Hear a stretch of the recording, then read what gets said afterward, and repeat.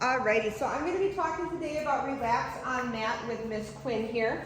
So one of the most important things about relax on mat is that we're using an object in the home that is not always down. So we want to make sure that as soon as we're done with our session, we're able to pick that mat up because we want this item to become very novel to the dog. So the first thing I'm going to do is I'm going to flip it down, and when I flip it down, she should immediately get onto it. And when she does, I will start rewarding. So I'm going to put her mat down. She gets on it. I'm going to start rewarding her low and slow all the way down to the mat. So as she's doing well with this, if she's staying on longer, I'm going to increase the amount of duration in between my cookies. So if I start out feeding one cookie, say every 5 seconds, I may try to go to one cookie every 10 seconds, and then keep increasing it as she's doing well. So I want to vary the amount of time that I'm giving in between cookies so that it's not predictable. Because if every single time I reward her on the 5th second, eventually there will become a point where I'll start getting frustrated behaviors when I try to go over that. So I want to make sure that I am varying the amount of time in between my cookies. And if you notice, I'm not using my marker word because up until this point, the marker word has cued excitement, and we don't want that particular behavior for the mat. We want a nice, relaxed behavior.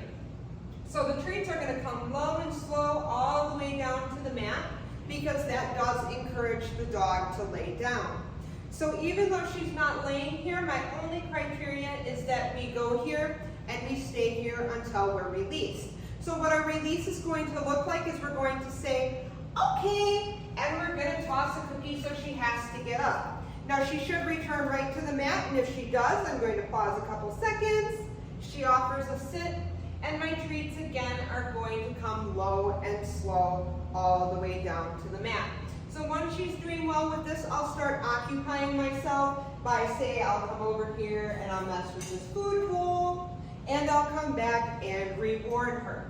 So I might take a couple steps away. If she gets off, I'm going to say, okay, but no cookie. I'm going to gently guide her back, but I'm not going to reward right away. Because what I want to happen is I want her to offer something else and wait. Because otherwise we end up with the behavior of get off of the mat just to get back on to get a cookie. So if she starts getting frustrated, that will be the behavior that she defaults to. And that's not what we're looking for. We're looking for a nice, calm, relaxed behavior on the mat. So again, if she's thinking about getting off, which she just did and chose to stay on, I might feed her a couple cookies back to back because that was an excellent choice that she made. And just like every other time, we are going to release her, but this time, because we are done with our session, we are going to pick that mat up as soon as we release her. So that's going to look like, okay, pausing a second, tossing the cookies, and then picking the mat up.